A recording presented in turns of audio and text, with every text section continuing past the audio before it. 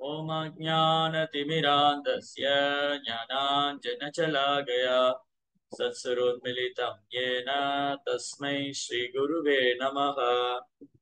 नमो विष्णुपादाय कृष्णप्रेष्ठाय भूतले श्रीमदे भक्तिवेदान्त स्वामीति नामिने। नमस्ते सारस्वती देवे गौरवाणी प्रचारिणे निर्विशेष शून्यवादी पाशातदेशतारिणे।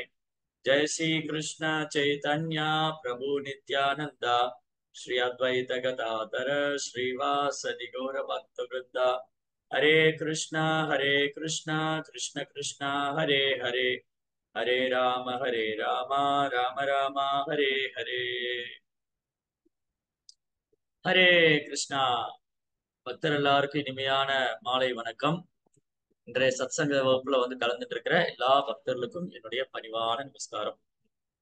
பகவத்கீதை உண்மையுருவில் அத்தியாயம் 9 மிக ரகசியமான அறிவு. இன்னைக்கு படிக்கிற ஸ்லோகம் 26 முதல் 34 வரை. 26ஆம் ஸ்லோகத்துல இருந்து 34ஆம் ஸ்லோகம் வரைக்கும். Right. Hare Krishna Prabhuji. Hare Krishna Mataji.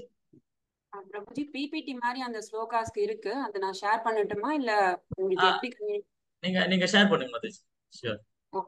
Thank you. Hare Krishna. எனக்கு டைம் இல்ல, நானே பண்ணிருப்பேன். ஓகே பிரபு. நெக்ஸ்ட் டைம் நான் ரெடி பண்றேன். Okay okay. Thank you. Hare Krishna. So 26th verse. पत्रं पुष्पं फलं तोयं यो मे भक्त्या प्रयच्छति तदहं भक्त्युपहृतम् अस्नामि प्रियदात्मनः. யாரேனும் எனக்கு அன்புடனும் பக்தியுடனும் ஒரு இலையோ பூவோ அல்லது பழமோ நீரோ அளிப்பாரேயானால் அதை நான் ஏற்கிறேன். அப்போ பொதுவாவே இன்னைக்கு மக்கள் மத்தியில என்ன நினைக்கிறாங்கன்னா, பக்திங்கிறது ஏதோ உணர்ச்சி வசப்பட்ட செயல், இல்ல பக்திங்கிறது ஒரு பெண்களுக்கானதோ, குழந்தைகளுக்கு, பெண்களுக்கு, இல்ல யோக முறையை பயிற்சி பண்ண முடியாதவங்க, ஏதோ ஞான யோகம், ராஜயோகம், அஷ்டாங்க யோகம், இந்த மாதிரி யோக முறைகளை பயிற்சி பண்ண முடியாதவங்களுக்கு, ஒரு சாதாரணப்பட்டவங்களுக்கானது பக்தி அப்படின்னு நினைக்கிறாங்க. இல்ல ஏதோ உணர்ச்சி வசப்பட்ட செயல். ஆக்சுவலி உண்மையில பகவத்கீதை படி பக்தி என்பது ஒரு உணர்ச்சி வசப்பட்ட செயல் அல்ல. பக்தி யோகம் என்பது மிக உன்னதமான யோகம். இப்போ நம்ம 9ஆம் அத்தியாயம் வந்திருக்கோம். 6ஆம் அத்தியாயத்திலே இந்த யோக முறைகளை பற்றி கிருஷ்ணர் மிக அழகாக வர்ணிக்கிறார். நீங்க பாத்தீங்கன்னா பகவத்கீதையில மொத்தம் 18 அத்தியாயம் இருக்கு. இந்த 18 அத்தியாயம் ஓரொரு அத்தியாயத்துக்கும் யோகம்னா பேர். அர்ஜுன விஷாட யோகம் முதலாவது அத்தியாயம், அர்ஜுன விஷாட யோகம். 2வது அத்தியாயம் சாங்கிய யோகம். 3வது அத்தியாயம் கர்ம யோகம். 4ஆம் அத்தியாயம் ஞான யோகம். 5வது அத்தியாயம் கர்ம யோகம், கிருஷ்ணோட நிஷ்காம கர்ம யோகா. 6ஆம் அத்தியாயம் தியான யோகம். இந்த மாதிரி ஓரொரு அத்தியாயத்துக்கும் யோகம் என்றத பெயர். அப்ப இன்னைக்கு பெரும்பாலும் மக்களுக்கு யோகான்னு என்ன தெரியல. நிறைய பேர் யோகான்னு என்ன நினைக்கிறாங்க, ஏதோ சில எக்ஸசைஸ் பண்றதா யோகா நினைச்சுக்கிறாங்க. உலக யோகா தினம் கொண்டாடுறாங்க. இந்த யோகா அப்படின்னாலே ஏதோ எக்ஸசைஸ் பண்றது நினைச்சுக்கிறாங்க. அதாவது யோகத்துல ஒரு 8 நிலை இருக்கு. யோகா இன்னைக்கு கொஞ்சம் வகுப்பு தத்துவார்த்தமா இருக்கும். உங்களுக்கு ஏதாவது கேள்விகள் இருந்தா நீங்க கடைசியில கேட்கலாம். யோகா அப்படின்னா யுஜ்யதே இது யோகா. யோகா அப்படின்னா கனெக்ட் பண்றது, இணைக்கிறது. யோகா அப்படின்னா அதாவது நமக்கும் இறைவனுக்கும் என்ன சம்பந்தம், தொடர்பு, இறைவனுக்கு நமக்கு என்ன தொடர்பு இருக்குன்னு சொல்றதுதான் யோகா. அதாவது இறைவனோடு நம்ம இணைத்துக் கொள்வது யோகம். ஒருவர் தன்னுடைய செயலை இறைவனுக்கு அர்ப்பணிக்கிறது கர்மயோகம். கர்மயோகத்தினால இறைவனோடு தொடர்பு. ஞானம், சாஸ்திர விசாரணை செய்து இறைவனை பற்றிய அறிவு, பகவானை பற்றிய அறிவு ஞான யோகம் மூலமா. தியானம் செய்து அதன் மூலமா பெறக்கூடிய யோகம் தியான யோகா. இப்படி பக்தி மூலமா இறைவனை அணுகுவது பக்தி யோகா. அப்போ பகவத்கீதை 6ஆம் அத்தியாயத்துல பகவான் கிருஷ்ணர் 3 முக்கியமான யோக முறைகளை பத்தி சொல்றார். ஞான யோகம், அஷ்டாங்க யோகம், பக்தி யோகம். ஞான யோகம் அப்படிங்கிறது சாஸ்திரங்களை தொடர்ந்து விசாரணை செய்து இறைவனை வந்து பிரம்மமாக எங்கும் வியாபிச்சிருப்பவர். சர்வம் கலோ இதம் பிரம்மம், எல்லாம் பிரம்மத்துல வந்து முடிச்சுது தொடங்குது, எல்லாம் பிரம்மத்துல தொடங்குது, எல்லாம் பிரம்மத்துல முடியுது, அந்த பிரம்மம் தான் இறைவன் அப்படின்னு இறைவனுடைய தோன்றா உருவம், இறைவனுடைய அருவத்தன்மை, அதை வழிபடுறவங்க இருக்காங்க ஞானிகள். அஷ்டாங்க யோகிகள் தியானம் மூலமா பரமாத்மாவை தியானம் செய்யறாங்க. பக்தர்கள் கிருஷ்ணரை முழுமுதற் கடவுளா வழிபடுறாங்க. இதுக்கு எங்களுடைய ஸ்தாபக ஆச்சாரியர், நம்முடைய ஸ்தாபக ஆச்சாரியர் தெய்வ திரு ஆசா பக்திவேதாந்த சுவாமி பிரபுபாதா ஒரு அழகான உவமை உதாரணம் கொடுத்திருக்காரு. என்னதுன்னா, சூரியனை உதாரணமா கொடுத்திருக்காரு. இப்ப நம்ம எல்லாருமே தினமும் காலையில சூரியனை பாக்குறோம். இப்போ காலையில சூரியன் உதிக்கும் போது சூரியனுடைய கதிர், அந்த வெளிச்சம், சூரியனுடைய கதிர் வெளிச்சம், அந்த வெளிச்சத்தை வைத்துக்கொண்டு சூரியன் உதிச்சிருச்சு. நான் என்னுடைய வீட்டுக்குள்ள என்னுடைய படுக்கை அறையில இருந்தேன், பெட்ரூம்ல. வெளிச்சம் வந்தோடனே அதோ சூரியன் வந்தாச்சு. இதுவும் சூரியனை உணர்றதுதான், வெளிச்சத்தின் மூலமாக சூரியனை உணரலாம். அதுக்கு அடுத்தது, இந்த வெளிச்சம் எங்கிருந்து வந்துச்சு?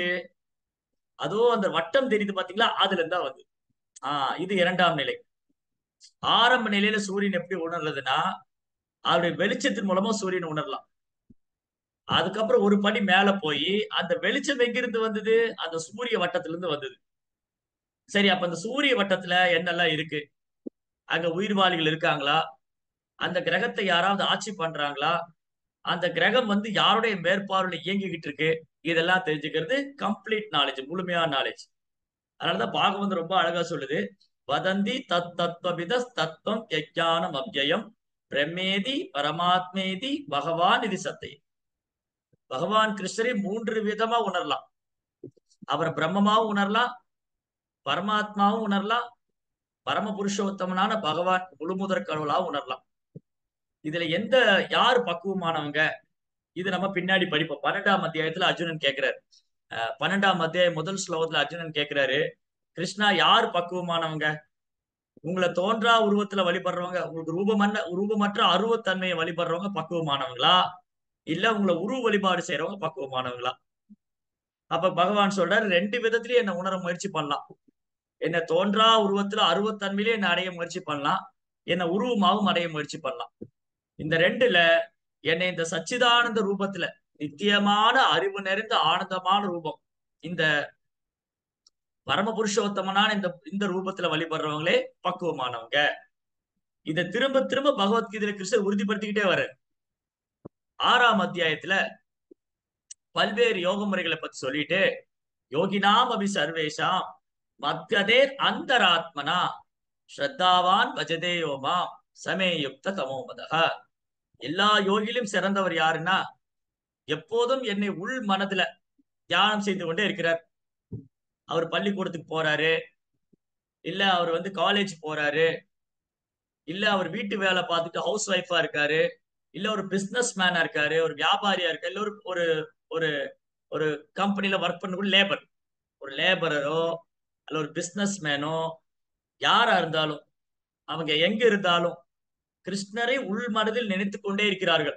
ஹரே கிருஷ்ணா ஹரே கிருஷ்ணா கிருஷ்ண கிருஷ்ணா ஹரே ஹரே, ஹரே ராமா ஹரே ராமா ராம ராமா ஹரே ஹரே.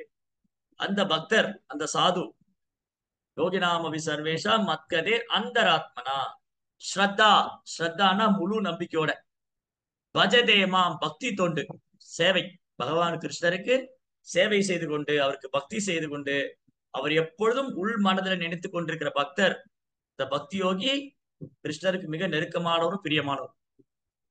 யோகினாம் அபி சர்வேஷா மத்கதேர் அந்தராத்மனா ஸ்ரத்தாவான் பஜதே யோமாம் சமேயுக்த தமோமதக. அத்தகைய யோகி எனக்கு மிக பிரியமானவும் நெருக்கமானவும் ஆவார். அதனால இந்த பக்தி யோகங்கிறது ஏதோ சும்மா ஒரு உணர்ச்சி வசப்பட்ட செயலோ அல்லது ஆரம்ப நிலைக்குள்ளவங்களுக்கு அல்ல. பக்தி is the top most yoga. பக்தி வந்து மிக உன்னதமான யோகம். மற்ற யோகங்கள் எல்லாமே அங்கதான் வந்து முடியும். இப்போ உங்களுக்கு நான் ஒரு புரியுற மாதிரி சொல்றேன். எப்படின்னா, ஆஹ் ஒரு ஞானி, ஒரு ஞானி வந்து 4 வேதங்கள், ரிக் யஜூர் சாமா அதர்வா 4 வேதங்களை படிச்சு, 18 புராணங்களை படிச்சு, 108 உபனிஷதங்களை படிச்சு, இதெல்லாம் படிச்சு ஆராய்ச்சி பண்ணி அதுக்கப்புறம் பிரம்மங்கிற ஒரு முடிவுக்கு வர்றாரு.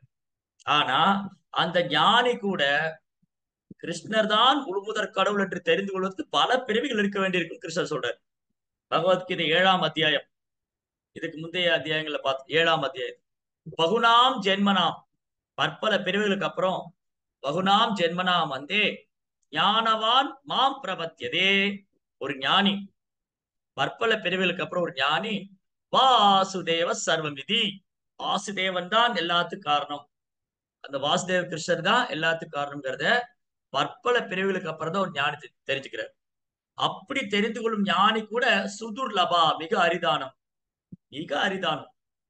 பகவான் கிருஷ்ணர் தான் எல்லாத்துக்கும் சர்வ காரண காரணம், அவர் தான் எல்லாத்துக்கும் மூல காரணம் அப்படின்னு ஒரு ஞானி தெரிஞ்சுக்கிறதுக்கு பற்பல பிறவி எடுக்க வேண்டியது. சரி, இது ஞானிகளுடைய.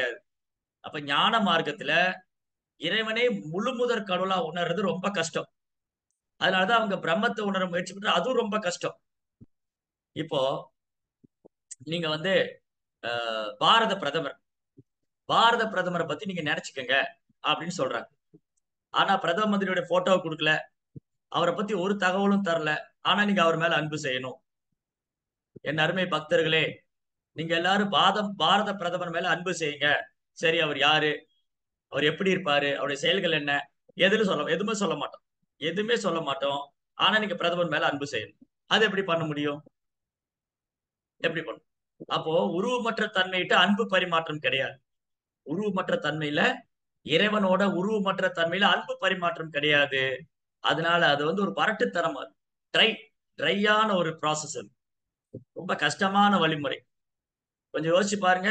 யாருன்னே தெரியாதவருக்கு மேல அன்பு செய்யணும், யாருன்னே தெரியாதவர் வழிபடணும், யாருன்னே தெரியாதவர் புகழணும், எப்படி பண்ணணும்? அதனால அந்த முறை வந்து ரொம்ப கடினமானது. கிளேஷோ அதிகரஸ்தேசாம் அவ்யக்தா சத்த சேதசாம் அவ்யக்தாகி கதிர் துக்கம். கிருஷ்ணர் என்ன சொல்றாரு? அந்த வழிமுறை, அருவ வழிபாடு ரொம்ப கஷ்டம், அது முடியாது, சாத்தியம் இல்லை. ஆனா அந்த உருவ வழிபாடு ரொம்ப சுலபமானது.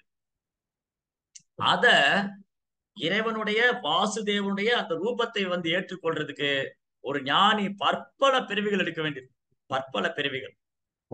அப்ப பாருங்க, நம்ம எல்லாம் ரொம்ப பாக்கியம் பண்ணிருக்கோம். இங்க கிட்டத்தட்ட ஒரு 480 500 பேர் பக்கம். நம்ம எல்லாம் ரொம்ப பாக்கியம் பண்ணிருக்கோம். இன்னைக்கு கிருஷ்ணர் யாரு? அவர் முழு முதற் கடவுள், அவர் தான் பரமாத்மா, அவர் தான் பகவான், அவர் தான் பகவத்கீதை கொடுத்திருக்கிறாரு. அந்த பகவத்கீதையில தன்னை முழு முதற் இதெல்லாம் நம்ம தெரிஞ்சுக்கிறோம். காரணம், ஒரு தூய பக்தர், இந்த பிரம்ம மாத்துவ கௌடிய வைஷ்ணவ சம்பிரதாயத்துல வரக்கூடிய ஆச்சாரியர் பிரபுபாதர், பிரபுபாதருடைய கருணையால நமக்கு ரொம்ப சுலபமா கிருஷ்ணரை முழுமுதற் கடவுளா ஏற்றுக்கொள்ளும். அது கூட ஒரு தடவை நடந்தது. பிரபுபாதரை வந்து சந்திக்கிறதுக்காக சில கனவான்கள் வந்திருந்தாங்க. விஞ்ஞானிகள், தத்துவவாதிக, இந்த மாதிரி மனக்கற்பனையாளர்கள், ஞானிகள், இவங்கெல்லாம் வந்து பிரபுபாதர்கிட்ட பேசிட்டு இருக்காங்க. ஒவ்வொருத்தரும் கடவுளை பற்றி ஒரு ஒரு அபிப்பிராயம் சொல்றாங்க. ஒருத்தர் கடவுளே இல்லைங்கிறாரு, ஒருத்தர் கடவுளுக்கு ரூபம் இல்லைங்கிறாரு, ஒருத்தர் கடவுள் வந்து எங்கும் வியாபிச்சிருக்காருன்னு சொல்றாரு. பிரபுபாதர் அமைதியா கேட்டுக்கிட்டு இருந்தாரு. அப்போ அங்க குருகுலத்துல சின்ன குழந்தைங்க விளையாடிட்டு இருந்தாங்க. அதுல ஒரு சரஸ்வதினு ஒரு சின்ன குழந்தை. அந்த சரஸ்வதி மாதாஜி கூப்பிட்டாங்க, அந்த குழந்தைய கூப்பிட்டாரு. சரஸ்வதி, இங்க வா. அந்த குழந்தை ஓடி வந்தாங்க. கடவுள் யாரு? யார் கடவுள்? உடனே அந்த குழந்தை சொல்லிச்சு, Krishna is the supreme personality of God. கிருஷ்ணர் தான் முழு முதற் கடவுள். உடனே ப்ரோபா ஒரு குலோப் ஜாமுன் பிரசாதம் கொடுத்தாங்க. அந்த குழந்தை திரும்ப விளையாட போயிடுச்சு. உடனே ப்ரோபா சொன்னாரு, பாருங்க, அந்த சின்ன குழந்தைக்கு தெரிஞ்சிருக்கு கிருஷ்ணர் தான் முழு முதற் கடவுள்னு. நீங்க இவ்வளவு சாஸ்திரம் படிச்சிருக்கீங்க, பல பல தர்க்கம் பண்றீங்க, எவ்வளோ ஆராய்ச்சி எல்லாம் பண்றீங்க, ஆனா உங்களால புரிஞ்சுக்க முடியல. காரணம், அந்த குழந்தைக்கு இருக்கிற நம்பிக்கை உங்க இடத்துல இல்ல. அந்த குழந்தைக்கு இருக்கிற நம்பிக்கை உங்க இடத்துல இல்ல. சோ கிருஷ்ணா, கிருஷ்ணா முழுமுதற் கடவுள்னு ஒரு தூய பக்தர் அங்கீகரிக்கப்பட்ட அதிகாரப்பூர்வமான ஆச்சாரிய சம்பிரதாயத்துல அப்படி தெரிஞ்சுக்கிறது பெரிய பாக்கியம். அந்த மாதிரி ஒரு சாதுவோடைய இயக்கத்துல கலந்து போய் சேர்ந்து சத்சங்கத்துல வந்து கலந்துகிட்டு கிருஷ்ணரை பத்தி தெரிஞ்சுக்கிறது பெரிய பாக்கியம், ரொம்ப பெரிய பாக்கியம். விரைவை பயனை அடைஞ்சிட்டோன்னு சொல்லலாம். அதுதான் 4ஆம் அத்தியாயத்தை கிருஷ்ணர் சொல்றாரு. ஜென்ம கர்ம சமய திவ்யம் ஏவம் யோவேதி தத்வதக த்யக்த்வா தேகம் புனர் ஜன்ம நைதி மாமேதி. சோ அர்ஜுனா, அர்ஜுனா, யார் வந்து என்னுடைய செயல்கள் என் பிறப்பு எல்லாம் திவ்யமானது தெரிஞ்சுக்கிறாங்களோ அவங்க இந்த உடலை விட்டதுமே எங்கிட்ட வந்துடுறாங்க, மறுபிறவியே கிடையாது. திரும்பி இந்த உலகத்துல அவங்க பிறக்க வேண்டிய அவசியம் கிடையாது அப்படின்னு பகவான் சொல்றார். சரி, இது ஞானிகள் ஞானிகள் பரமபுருஷரான கிருஷ்ணர் வாசுதேவன் தான் எல்லாத்துக்கும் காரணம் தெரிஞ்சுக்கிறது பல பிறவியாகும். அப்ப யோகிகளுடைய நிலை என்ன? நிறைய யோகிகள்லாம் இருக்காங்க. இப்போ கலிகாலத்துல ரொம்ப கம்மி. கலியுகத்துல ஞானிகளையும் யோகிகளையும் காண்பது மிக அரிது. எல்லாருமே பௌதீக வாழ்க்கையில சுறுசுறுப்பா இருக்காங்க. அதனால ஞானிகளையும் யோகிகளையும் கலியுகத்துல காண்பது ரொம்ப கஷ்டம். பக்தர்களை தான் பார்க்கணும். சரி, இங்க யோகிகள் என்னன்னா, யோகத்துல ஒரு 8 நிலை இருக்கு. யோகா பிராக்டிஸ்ல 8 ஸ்டேஜ் இருக்கு. யமா, நியமா, பிரத்யாகாரா, பிராணாயாமா, தாரணா, ஆசனா, தாரணா, தியானா, சமாதி. சமாதி இஸ் 8th ஸ்டேஜ். ஒரு யோகத்துல ஒரு யோகா பிராக்டிஸ் அஷ்டாங்க யோகத்தை பயிற்சி பண்றவங்க தனி இடத்துக்கு போய் மனதை புலன்களை கட்டுப்படுத்தி அவங்க முதல்ல என்ன சாப்பிடணும், என்ன சாப்பிடக்கூடாது, எவ்வளவு நேரம் தூங்கணும், எவ்வளவு நேரம் தூங்கக்கூடாது, இந்த மாதிரி சில ஒழுக்க நெறிகள் சட்ட திட்டங்களை பின்பற்றணும். அதுக்கப்புறம் புலன்களை கட்டுப்படுத்தணும். அதுக்கப்புறம் மனதை கட்டுப்படுத்தணும். அப்புறம் பிராணாயாமம் மூச்சு பயிற்சி செய்யணும். அப்புறம் உடலை கட்டுக்கோப்பா வைத்துக் கொள்வதற்கு ஆசனங்கள் செய்யணும். அப்பதான் நீண்ட நேரம் தியானத்தில் அமர்ந்து இருக்க முடியும். அதுக்கப்புறம் தான் சமாதி. அப்போ ஒரு அஷ்டாங்க யோகியோடைய 7வது நிலை தியானம். நீங்க பாருங்க, ஹரே கிருஷ்ண இயக்கத்துல வந்த உடனே நம்ம கையில ஒரு ஜெபமாலையை கொடுத்து தியானம் பண்ண சொல்றேன். பாருங்க, பக்தி யோகம் அஷ்டாங்க யோகத்துடைய 7வது படி, பக்தி யோகத்துல முதல் படி. அப்ப எது உயர்ந்தது? அஷ்டாங்க யோகத்தின் 7வது படி பக்தி யோகத்துல முதல் படி. ஞான யோகத்துல பற்பல பிறவிகளுக்கு அப்புறம் ஞான யோகத்துல பற்பல பிறவிகளுக்கு அப்புறம் ஒரு ஞானி அடையக்கூடிய நிலை ஆரம்பத்திலே பக்தருக்கு. ஞான யோகத்துல ஒரு ஞானி பற்பல பிறவிகளுக்கு அப்புறம் தான் வாசுதேவன் தான் எல்லாத்துக்கும் சர்வ காரணம் அப்படிங்கறத தெரிஞ்சுக்கிறார். அது பக்தியில ஆரம்பத்திலேயே சொல்லி கொடுத்துறாங்க. பகவத்கீதையை திறந்த உடனே கிருஷ்ணர் முழு முதற் கடவுள். ஓம் நமோ பகவதே வாசுதேவாய. அந்த பகவான் வாசுதேவனை நான் வணங்குகிறேன். பாகவத்துல முதல் ஸ்லோகமே ஓம் நமோ பகவதே வாசுதேவாய. அந்த பகவான் வாசுதேவரை நான் வணங்குகிறேன். சோ ஞான யோகத்துடைய இறுதி பக்தியில ஆரம்பம். அஷ்டாங்க யோகத்துடைய இறுதி பக்தியில ஆரம்பம். அப்போ அவங்க அவ்வளவு கடினமா செஞ்சு அடையக்கூடிய நிலைய பக்தியில ஆரம்பத்திலே கொடுத்துறாங்க. இஸ்கான் கோயில்ல வந்தோடனே ராதா கிருஷ்ணர் எப்படி வழிபடணும், சீதாராம் லட்சுமணர் எப்படி வழிபடணும், லட்சுமி நரசிம்மர் எப்படி வழிபடணும், எல்லாமே சொல்லி கொடுத்துறாங்க. பகவானுடைய ரூபம் சச்சிதானந்த விக்கிரகா. அப்போ அஷ்டாங்க யோகத்துடைய 7வது நிலை தியானம். அது பக்தியில ஆரம்பம். ஜப தியானம். ஹரே கிருஷ்ணா கிருஷ்ண கிருஷ்ண ஹரே ஹரே, ஹரே ராம ராம ராம ஹரே ஹரே. இந்த வகுப்பு தொடங்கும் போது நம்ம எல்லாரும் நாம ஜபம் செஞ்சோம். அப்ப என்னது? அஷ்டாங்க யோகத்தின் 7ஆம் நிலை பக்தியில ஆரம்பம். சரி, அதுக்கப்புறம் ஹரே கிருஷ்ணா மந்திரம் சொல்ல ஆரம்பிச்சு.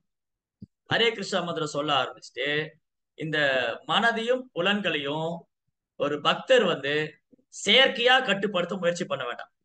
இப்ப மற்ற யோகத்துல என்ன பண்ணுவாங்கன்னா, அது ஞான மார்க்கமோ இல்ல அஷ்டாங்க மார்க்கமோ ஒரு தனி இடத்துக்கு போவாங்க. அங்க போய் குடும்பத்தை விட்டு தன்னுடைய வேலையெல்லாம் விட்டுட்டு எல்லாத்தையும் விட்டுட்டு போய் தனி இடத்துல காட்டுக்கு போவாங்க. ஒரு காலத்துல அந்த மாதிரி முனிவர்கள் ரிஷிகள்லாம் காட்டுல வாழ்ந்தாங்க. அப்ப காட்டுக்கு போய் கடும் தவம் செய்வாங்க. மனதை கட்டுப்படுத்தி புலன்களை கட்டுப்படுத்தி சாப்பிடாம தூங்காம மழை வெயில் குளிர் பனி எல்லாத்தையும் டாலரேட் பண்ணிட்டு பொறுத்துக்கிட்டு கடும் தவம் செய்வாங்க. ஆனா அதுல கூட பிரச்சனை என்னன்னா, அப்படி கடும் தவம் செய்யும் போது கூட அவங்க அந்த முறையில இருந்து வீழ்ச்சி அடைறதுக்கு வாய்ப்பு இருக்கு. விஸ்வாமித்திரர் என்ற முனி கதை எல்லாருக்குமே தெரியும். விஸ்வாமித்திரர் கதை. மேடையோட அழகுல மயங்கி செஞ்ச தவத்திலிருந்து வீழ்ச்சி அடைச்சிட்டார். திரும்பி 10,000 வருஷம் தவம் செஞ்சார். திரும்பி என்னாச்சு? ரம்பை வந்தோடனே கோவப்பட்டு ரம்பையை பார்த்து அப்படி எரிச்சு சாம்பலாக்குற மாதிரி கோவம் வந்தது. திரும்பி விழுந்துட்டார். இப்படி அஷ்டாங்க யோகத்துல ரொம்ப கடினம். சிறு டிவியேஷன், ஒரு சின்னதா ஒரு தொந்தரவு வந்தாலும் நம்ம வீழ்ச்சி அடைஞ்சோம். ஆனா பக்தி யோகத்தோட சிறப்பு என்னன்னா, ஹரிதாஸ் தாக்கூர் என்ற ஒரு பக்தர் இருந்தார். ஹரிதாஸ் தாக்கூர் நாம ஆச்சாரியர். அவர் நாமத்துக்கே ஆச்சாரியர். சைத்தன்ய மாப்புடைய நேரடி சீடர்கள் ஒருவர் ஹரிதாஸ் தாக்கூர். ஹரிதாஸ் தாக்கூரா ஒரு நாளைக்கு 3 லட்சம் நாமங்கள் 22 மணி நேரம் நாம ஜெபம் செய்வார். கொஞ்சம் யோசிச்சு பாருங்க, இப்ப எவ்வளவு பெரிய பக்தரா இருக்கும். ஒரு நாளைக்கு 22 மணி நேரம் ஹரே கிருஷ்ணா ஹரே கிருஷ்ணா கிருஷ்ண கிருஷ்ணா ஹரே ஹரே ஹரே ராமா ஹரே ராமா ராம ராமா ஹரே ஹரே. 2 மணி நேரம் தான் சாப்பிடுறது தூங்குறதெல்லாம். அதுவும் சில நாள் கிடையாது. அப்படி ஒரு தன்னை உணர்ந்த ஆத்மா தூய பக்தர் ஹரிதாஸ் தாக்கூர். அப்ப ஹரிதாஸ் தாக்கூர் மேல பொறாமைனால ஒரு விலை மாது அனுப்பிச்சு வச்சாங்க, இவரை வீழ்ச்சி செய்யணும், இவரை பக்தியிலிருந்து வீழ்த்தணும்.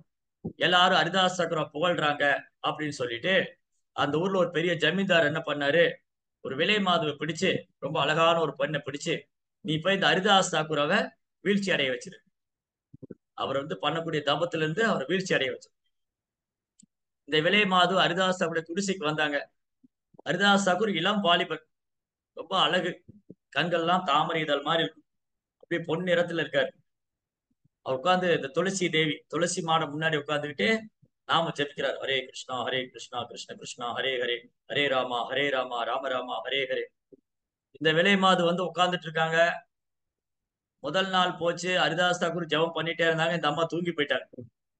2வது நாள் வந்தாங்க. ஹரிதாஸ் தாக்கூர் சொன்னாரு, நேத்து நீங்க என்னுடைய வீட்டுக்கு விருந்தாளியா வந்தீங்க, நான் உங்களை சரியா கவனிச்சுக்க முடியல. நான் ஏன்னா என் குருவுக்கு நான் வாக்கு கொடுத்திருக்கேன், ஒரு நாளைக்கு 3 லட்சம் நாம ஜெபிப்பேன். இன்னைக்கு எப்படியாவது என்னுடைய ஜெபத்தை நான் முடிச்சுட்டு உங்க விருப்பத்தை நான் பூர்த்தி செய்யறேன். அப்ப அன்னைக்கும் அந்த விலை மாதம் இங்க உட்கார்ந்து இருந்தாங்க.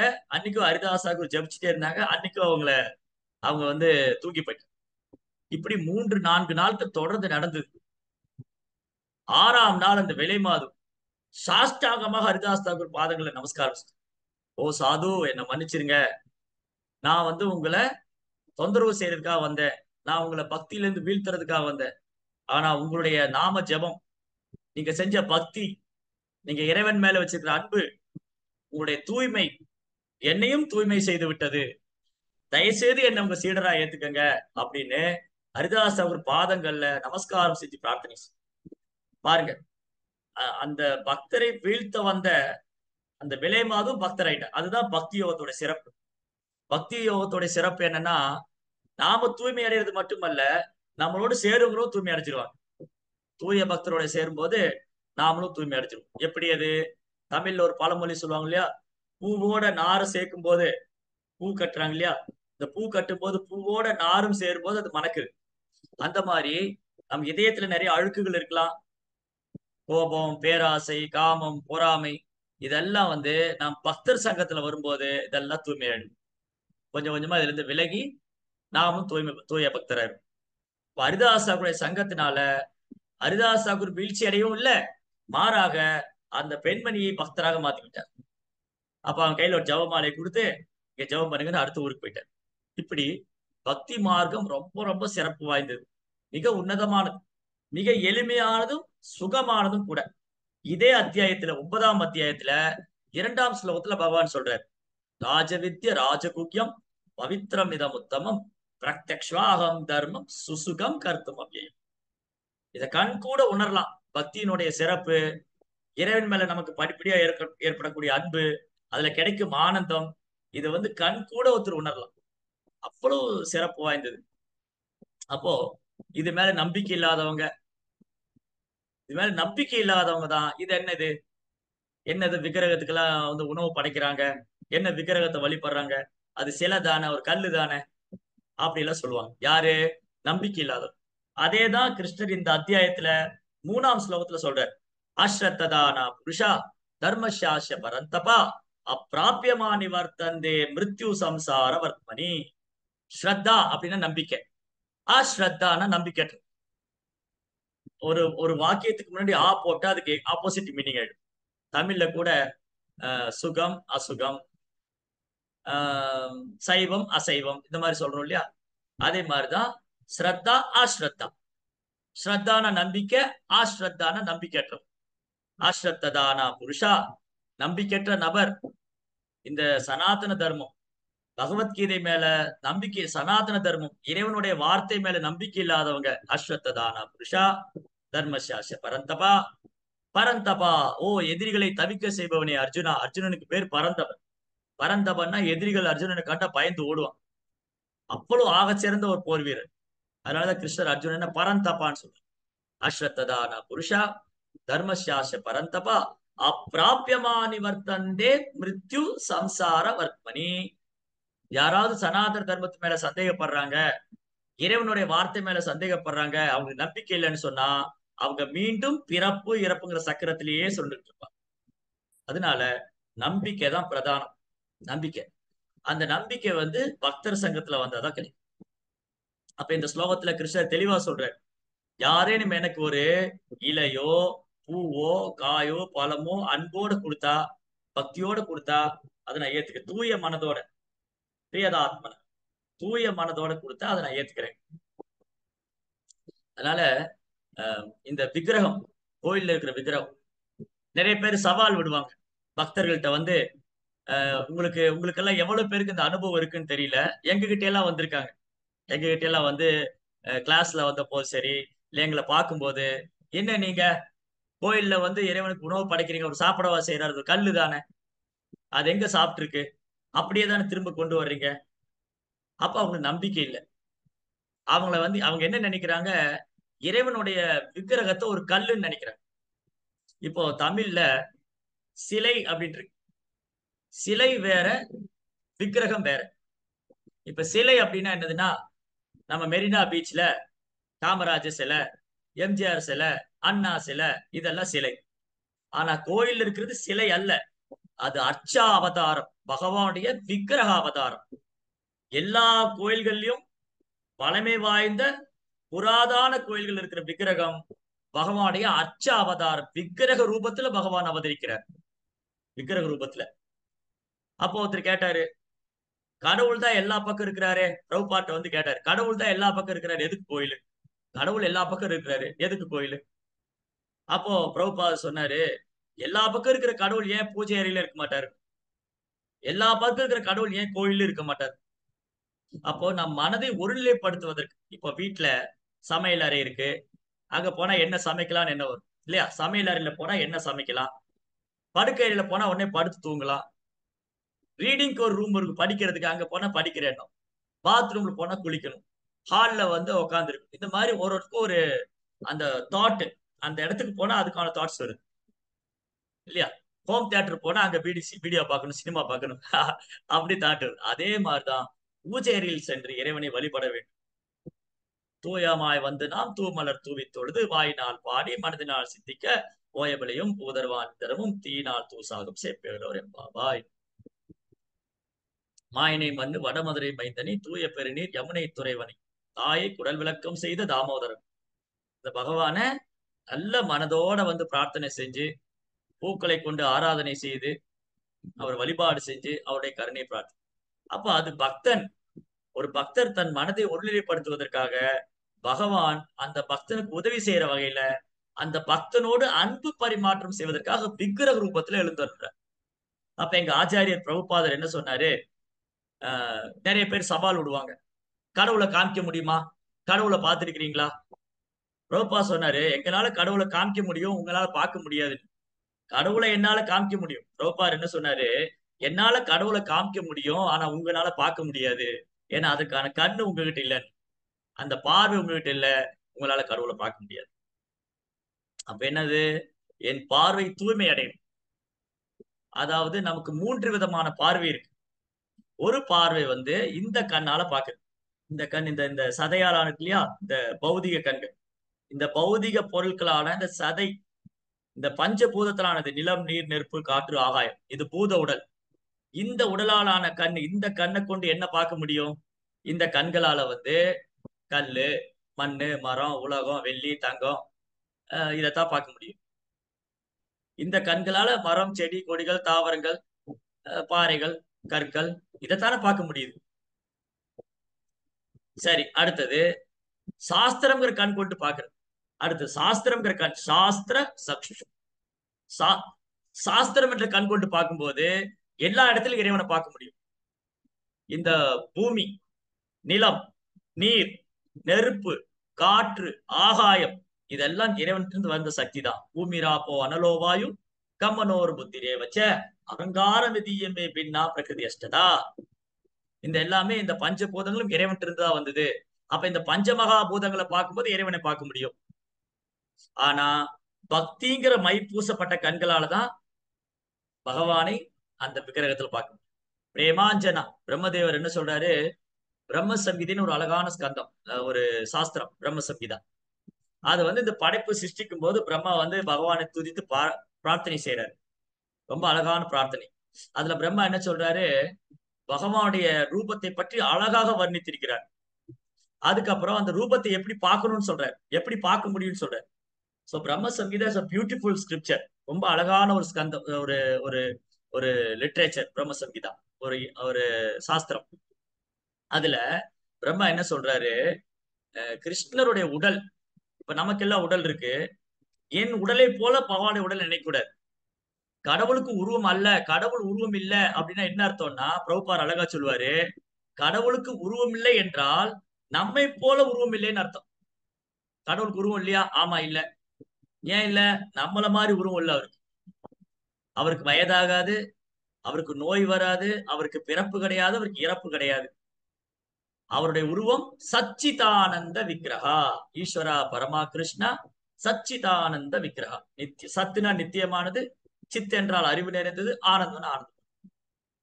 சச்சிதானந்த விக்கிரகம். அப்ப கோயில் இருக்கிற விக்கிரகம் வந்து கல்லோ மண்ணோ மரமோ இல்ல, அது சச்சிதானந்த அது வந்து அர்ச்சாவதாரம்.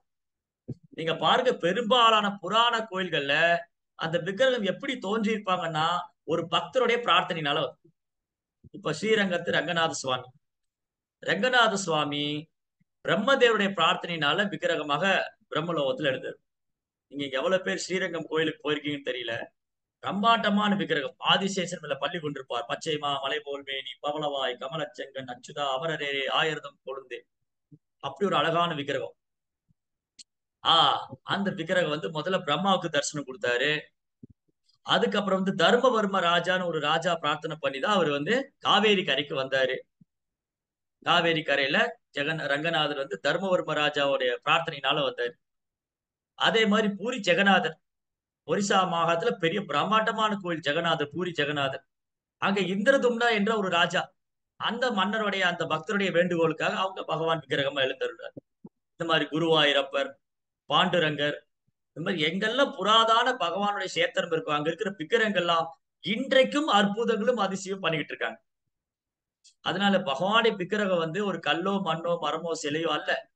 என்னது, பகவான் நிவேதனம் செய்த ஏத்துக்குவாரா? ஆமா ஏத்துக்குவார். அவர் ஏத்துக்கிறது மட்டும் இல்ல, சாட்சியும் சொல்லுவார். நீங்க ஒரிசால ஜெகநாதபுரி கோயிலுக்கு போற வழியில சாக்ஷி கோபால்னு ஒரு கோயில் இருக்கு. சாக்ஷி கோபால், அங்க கோபால் விக்கிரகம், கிருஷ்ணர் வந்து ரொம்ப அழகா இருப்பார். வேணும் கனந்த மரவிந்த தலாயதாட்சம் பர்ஹாவதம் சமசிதாம்புத சுந்தராங்கம் கந்தர்ப்ப கோட்டி கமனீய விசேஷ சோபம் கோவிந்தமாதி புருஷம் தமகம் பஜாமி. அப்படி தாமரை இதழ் போல காது வரை நீண்ட கண்கள், தலையில ஒரு அழகான மயிர்பீழி, மஞ்சள் நிற பீதாம்பர ஆடை, என்றும் பாடாத வைஜெயந்தி மாலை, மார்புல சீவஸ்தகுரி, கழுத்துல கௌஸ்துவமணி. அப்படி ஒரு அழகு கிருஷ்ணர், கோபால். அப்ப அவரை தரிசனம் பண்றதுக்காக ரெண்டு பிராமணர்கள் போயிருக்காங்க. சுற்றுலா இந்த யாத்திரை, புனித ஸ்தலத்துக்கு யாத்திரை போனாங்க. ஒரு பிராமணர் வயசானவர், இன்னொரு பிராமணர் ஒரு இளம் பிராமணர், ரெண்டு பேர். அவங்க இந்த இளம் பிராமணர் என்ன பண்ணாரு, இந்த இளைஞர் வந்து அந்த முதியவருக்கு நிறைய சேவை பண்ணாரு. அந்த முதியவர் வந்து இவர் யாருன்னே தெரியாது, ஏதோ பக்கத்து ஊர்ல இருந்து வந்தாரு. ரெண்டு பேரும் ஒன்னா சேர்ந்து போனோம். எனக்கு வந்து இப்படி பணிவிடை செய்யறாரு இந்த பக்தர், இவருக்கு ஏதாவது நான் கைமாறு செய்யணும், நான் உங்களுக்கு ஏதாவது கைமாறு செய்யணும். அவர் சொன்னார், எனக்கு ஒண்ணுமே செய்ய வேண்டாம், இது என்னோட கடமை, வைஷ்ணவருக்கு சேவை பண்றது என் கடமை. இல்ல இல்ல, நான் உங்களுக்கு ஏதாவது பண்ணணும். நான் வந்து என்னுடைய பெண்ணை உங்களுக்கு கல்யாணம் பண்ணி கொடுக்குறேன். பிருந்தாவனத்துல, இவங்க பிருந்தாவனம் யாத்திரை போயிருந்தாங்க, தக்ஷின் பாரதத்துல விஜயநகரத்துல இருந்து பிருந்தாவனத்துக்கு யாத்திரை போனோம். அந்த பிருந்தாவனத்துல கோபாலுடைய கோயில்ல வச்சு இந்த பிராமணர் சொல்றாரு, அந்த முதியவர் இந்த இளையவரை பார்த்து சொல்றாரு, நான் என் பெண்ணை உங்களுக்கு கல்யாணம் பண்ணி கொடுக்குறேன். அவர் சொன்னார், ஏன் இந்த மாதிரி திடீர்னு முடிவு எடுக்கிறீங்க? நீங்க உங்க பெண்ணுக்கு, உன்னுடைய பெண்ணுகிட்ட கேட்கணும், நீங்க அப்புறம் உங்க மனைவிட்ட கேட்கணும், உங்களுடைய மகன்கிட்ட கேட்கணும், எல்லாத்தையும் கேட்டு முடிவு எடுக்கணும். நீங்க திடீர்னு முடிவு எடுக்காதீங்க. இல்ல இல்ல, நான் முடிவு எடுத்ததுதான், நான் யாரையும் கேட்க வேண்டியதில்லை, நான் முடிவு எடுத்ததுதான், நான் என் மகளை வந்து உனக்கு கல்யாணம் பண்ணி தர்றேன். உன்னை இவர் சொல்றாரு, நல்ல ஒரு தடவைக்கு ரெண்டு தடவை யோசிச்சுக்கங்க, நாளைக்கு யாராவது மறுப்பு தெரிவிச்சா என்ன பண்றது, உங்க பையனோ இல்ல உங்க மகளோ உங்க மனைவியோ. இல்ல இல்ல, யார் என்ன சொன்னாலும் சரி, நான் கோபால் சாட்சியா சொல்றேன். இந்த கோபாலுடைய கோயில்ல கோபால் கிருஷ்ணர் சாட்சியா சொல்றேன், என் மகளை நான் உனக்கு கல்யாணம் பண்ணி. அப்புறம் யாத்திரை எல்லாம் முடிஞ்சு 2 பேரும் திரும்ப வந்துட்டாங்க. கொஞ்ச நாள் கழிச்சு இந்த பெரியவர் போய் தன் மனைவிகிட்ட மகன்கிட்ட பேசுறாரு. இந்த மாதிரி அந்த இளைஞருக்கு என் பொண்ணை கல்யாணம் பண்ணி கொடுக்குறேன், நான் வாக்கு கொடுத்துட்டேன். அதை கேட்ட உடனே அந்த பெரியவருடைய பையனுக்கு பயங்கரமான கோபம். அது எப்படி? அவன் ஒரு ஏழை பிராமணன், அவனுக்கு நம்ம பொண்ணை உங்க பொண்ணு என் தங்கையை கல்யாணம் பண்ணி கொடுக்கறதா நான் ஒத்துக்க மாட்டேன். அந்த ஏழை பிராமணனுக்கு போய் என் தங்கையை கல்யாணம் பண்ணி கொடுக்கறதா நான் ஒத்துக்க மாட்டேன். இந்த பையனும் ஒத்துக்க மாட்டேங்கிறான், அவங்க அம்மாவும் ஒத்துக்க மாட்டேங்கிறேன். எங்களை மீறி நீங்க செஞ்சீங்கன்னா நாங்க தற்கொலை பண்ணிக்குவோம். நாங்க போய் எங்கேயாவது விழுந்து தற்கொலை பண்ணிக்குவோம். இந்த பெரியவர் பயந்து போய் அந்த சின்ன பையன் சொன்ன மாதிரி ஆயிப்போச்சே, அந்த இளைஞன் சொன்ன மாதிரி ஆயிடுச்சு, இவங்க ஒத்துக்க மாட்டேங்கிறாங்க, இப்ப நான் என்ன செய்வேன்? அதை இவங்களை மீறி நான் கல்யாணம் பண்ணி கொடுத்தா இவங்க தற்கொலை பண்ணிப்பேன்னு பயமுறுத்துறாங்க. அதனால இந்த கோபால் தான் எங்களை காப்பாத்தும். என்னுடைய வார்த்தைய இந்த கோபால் சந்நிதியில வச்சு நான் சொல்லியிருக்கேன். கோபால் விக்கிரகம் கோபால் சந்நிதியில வச்சு நான் சொல்லியிருக்கேன். இந்த கோபால் தான் என்னை காப்பாத்தணும். கொஞ்ச நாள் கழிச்சு அந்த இளைஞர் வராரு இந்த முதியோர் வீட்டுக்கு வந்து, ஐயா உங்களுக்கு ஞாபகம் இருக்கா, நம்ம யாத்திரையில வந்து நீங்க உங்க பொண்ணு எனக்கு கல்யாணம் பண்ணி கொடுக்குறேன்னு சொன்னீங்க. இவர் ஒண்ணுமே பேசாம மௌனமா நிக்கிறாரு. அந்த பெரியவருடைய பையன் ஒரு பெரிய தடி எடுத்துட்டு வர்றாரு. ஏண்டா, நீங்க ஒரு ஏழை பிராமண, உனக்கு எங்க சம்மதம் கேக்குதா? எங்க அப்பாவை கூட்டிட்டு போய் அவர் மனசை மாத்தி எங்க சொத்தெல்லாம் நீ அபகரிக்க பாக்குற அப்படின்னு ஒரு தடி எடுத்துட்டு அவர் அடிக்க வர்றாரு. இந்த பையன் வீட்டை விட்டு வெளியே ஓடி வந்து பஞ்சாயத்து கூட்டினார். ஊர் பஞ்சாயத்து கூப்பிட்டு எனக்கு நியாயம் வேணும். அந்த பெரியவர் தான் நான் ஒண்ணும் கேட்கல, அந்த பெரியவர் தான் சொன்னாரு. பிருந்தாவன யாத்திரை போனப்போ அந்த பெரியவர் தான் சொன்னாரு அவங்க பொண்ணு எனக்கு கல்யாணம் பண்ணி தரேன்னு. இப்ப அவங்க பையனுக்கும் அவங்க மனைவிக்கும் பயந்து போய் அவர் வந்து வாக்குறுதி கொடுத்த வாக்குறுதியை காப்பாற்ற முடியாம மன வேதனையில் இருக்காரு. நீங்க எல்லாம் எனக்கு நியாயம் வாங்கி கொடுங்க. உடனே அந்த பெரியவர்கிட்ட அந்த பையன் சொல்றான், பஞ்சாயத்துக்கு வரும்போது நீ ஒண்ணும் பேசாத, நான் பாத்துக்கிறேன், நீ பேசாம இரு. இந்த பையன் வந்து சொல்றான், இந்த இளைஞன் இருக்கான் இல்லையா, இந்த பிராமணன் எங்க அப்பாவை யாத்திரை கூட்டிட்டு போய் அவரை வந்து சாமர்த்தியமா பேசி அவரை மதி இலக்க செஞ்சு எங்க சொத்தெல்லாம் அபகரிக்கிறதுக்கு திட்டம் போடுறான். இதுக்கு நான் ஒருபோதும் உடந்தையா நடக்காது. இது அவனுக்கு எப்படி என் தங்கையை கல்யாணம் பண்ணி தருவேன்? முடியாது. இல்ல, இந்த பிராமணர் சொன்ன, இல்ல அது என் நோக்கம் அல்ல, உங்க அப்பா தான் சொன்னாரு உங்க தங்கை எனக்கு கல்யாணம் பண்ணி தரேன். சாட்சி இருக்கா அதுக்கு? என்ன சாட்சி? எங்க அப்பா சொன்னாரு. நீதான் எங்க அப்பாவை ஏமாத்திட்ட, நீதான் எங்க அப்பாவுடைய மனசை கெடுத்துட்ட. என்ன சாட்சின்னு? எனக்கு இருக்கிற ஒரே சாட்சி கோபால் தான், அந்த கிருஷ்ணர் தான் ஒரே சாட்சி. சரி, கிருஷ்ணர் வந்து சாட்சி சொன்னா ஒத்துக்குவீங்களா? கோபால் வந்து சாட்சி சொன்னா ஒத்துக்குவீங்களா? இப்ப இந்த பையனுக்கு ஒரு நாத்திகன், இந்த பையனுக்கு நம்பிக்கை இல்ல, கோபாலாவது வந்து சாட்சி சொல்றதாவது ஒரு பைத்தியம். சரி, ஓகே, உன் கோபாலை கூட்டு வா, உன் கோபாலை கூட்டு வா, அவர் வந்து சாட்சி சொன்னா நான் ஒத்துக்கிறேன், அவர் வந்து சாட்சி சொன்னா நான் ஒத்துக்கிறேன். சரி, ஓகே, எழுதி வாங்கிட்டாரு. பஞ்சாயத்துல எல்லாரும் முன்னிலையில ஊர் தலைவர்கள் முன்னாடி அந்த கோபால் வந்து கிருஷ்ணர் வந்து சாட்சி சொன்னா இந்த பெரியவரும் அவங்க பையனும் அந்த பொண்ணை இந்த பக்தர் கல்யாணம் பண்ணி கொடுத்தார். இவர் திரும்பி அங்கிருந்து விஜயநகரத்து பிருந்தாவனம் போறார். பிருந்தாவனம் போய் அங்க கோபால்கிட்ட பிரார்த்தனை பண்றாரு. ஓ கோபால், கிருஷ்ணா, உங்களோட சந்நிதியில உங்க முன்னாடிதான் அந்த பிராமணர் சொன்னாரு அவங்க பொண்ணு எனக்கு கல்யாணம் பண்ணி தரேன், நான் ஒண்ணும் கேட்கவே இல்லை, அவர் தான் சொன்னார். இப்போ அவர் அங்க வீட்டுக்கு பயந்துகிட்டு கொடுத்த வாக்குறுதியை காப்பாற்ற முடியாம கஷ்டப்படுறாரு. நீங்க தான் வந்து சாட்சி சொல்லணும். அவர் கிருஷ்ணரை பார்த்து சொல்றாரு, நீங்க தான் வந்து சாட்சி சொல்லணும். கிருஷ்ணா வந்து பேசுறாரு, கோபால், ஏய், நான் எப்படிப்பா, நான் ஒரு விக்கிரகம், நான் எப்படி வந்து சாட்சி சொல்ல முடியும்? யார் நம்புவா? உடனே அந்த பக்தர் கேட்கிறாரு, நீங்க விக்கிரகம், நாங்க பிரசாத நிவேதனம் பண்றதுல சாப்பிடுறீங்க, ஏன் உங்களால நடக்க முடியாது? பிரசாத நிவேதனம் பண்றத சாப்பிடுறவங்களால ஏன் நடக்க முடியாது? அப்போ இதுல என்ன அழகான பியூட்டின்னா, இதுல தத்துவம் என்னன்னா, இதுல நம்ம புரிஞ்சு கொள்றது என்னன்னா, பகவானுடைய ரூபம் நம்ம ரூபத்தை போல அல்ல. திருப்பி அதேதான், அத்வைதம் அச்சுதம் அனாதி அனந்த ரூபம். கிருஷ்ணருடைய உடலையும் ஆன்மாவையும் பிரிக்க முடியாது. இப்போ நான் இருக்கேன், நான் வேறு, என் ஆன்மா வேறு. அதாவது இந்த உடல் வேறு, இந்த ஆன்மா வேறு. இப்போ நான் இந்த சரீரத்திற்கும் ஆன்மா. உங்ககிட்ட யார் பேசிட்டு இருக்கா? இந்த சரீரத்திற்கும் ஆன்மா பேசிட்டு இருக்கு. இந்த உடம்பு ஒரு கருவிதான். இந்த உடல் வந்து ஒரு கருவி, இந்த உடல் இருக்கும் ஆன்மா உங்ககிட்ட பேசிட்டு இருக்கு.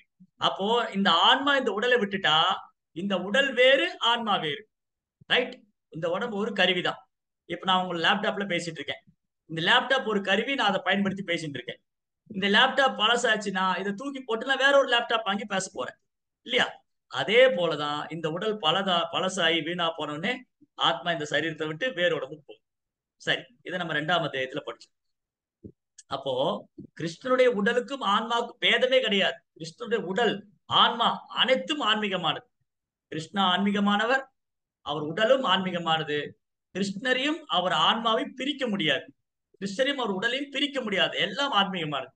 கிருஷ்ணாவுடைய நாமம், நாம ரூப குணம், பகவானுடைய நாமம், அவரது ரூபம், அவரது குணங்கள் எல்லாம் ஆன்மீகமானது.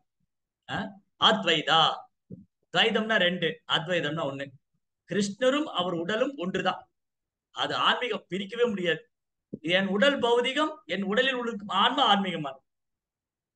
அதனால இதை பிரிச்சிடலாம், உடலையும் ஆன்மாவையும் பிரிச்சிடலாம். பட் கிருஷ்ணருடைய, பகவானுடைய சரீரமும் ஆன்மாவும் வேறு வேறு அல்ல. அத்வைதா. அச்சுதா, அவர் தன்னிலை பிறழாதவர். அவர் எந்த ரூபத்துல வந்தாலும் சரி, ஒரு காற்று பன்றியோட வராக ரூபத்துல வந்தாலும் சரி, அவர் அர்ஜுனனுக்கு தேரோட்டியா இருந்தாலும் சரி, அவர் மீன் அவதாரம் எடுத்து வந்தாலும், எந்த ரூபத்துல வந்தாலும் அவர் தன்னிலை பிறழாதவர். அச்சுதா.